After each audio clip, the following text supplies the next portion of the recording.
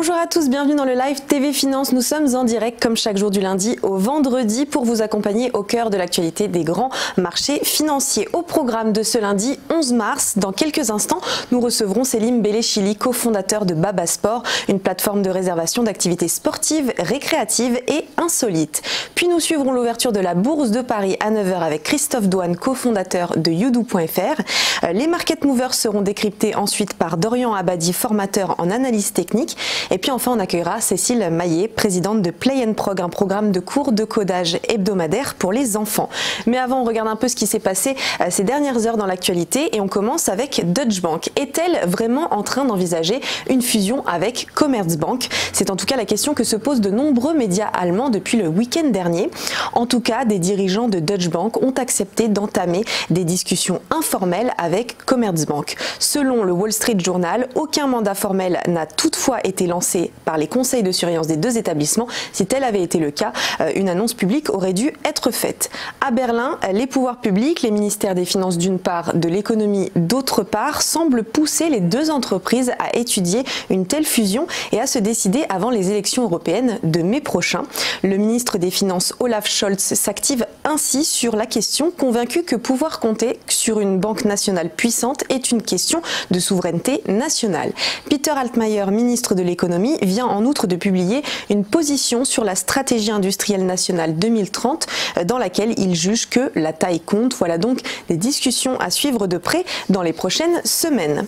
Si la Banque centrale européenne a beau avoir dévoilé un nouveau plan de soutien au secteur financier européen, les investisseurs, eux, n'ont pas été réjouis après ces annonces. L'indice des valeurs bancaires Eurostoxx a ainsi perdu près de 5% entre jeudi et vendredi dernier.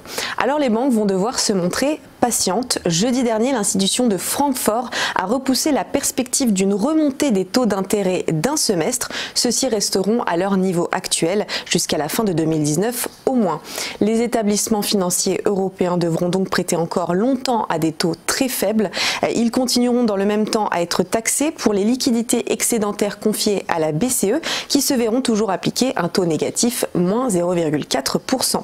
Résultat probable, la profitabilité des banques européennes et des banques françaises va probablement rester sous tension en 2019. Enfin, on termine avec cette prévision de l'OCDE qui envisage une progression du PIB de 1% pour la zone euro contre 1,3% dans l'Hexagone cette année. La France, qui bénéficie d'une relance du pouvoir d'achat suite aux mesures gilets jaunes, est aussi bien moins exposée au ralentissement du commerce international que l'Allemagne ou l'Italie, ce qui explique en partie ce constat. Voilà, pour exemple, en Allemagne, la hausse du PIB devrait plafonner à 0,7%. L'Hexagone devrait donc enregistrer une meilleure croissance que la zone euro, une première depuis 2013. La Banque centrale européenne anticipe que la demande extérieure adressée à la zone euro va croître de seulement 2,2% en 2019, alors qu'elle attendait encore une progression de 3,1% en décembre dernier. On fait un petit point sur la Bourse de Paris avec le CAC 40 qui a fini en baisse vendredi dernier de moins 0,7% à 5231,22 points. Ailleurs à Wall Street, le Dow Jones a terminé aussi dans le rouge, moins 0,09% à 25 450,24 points.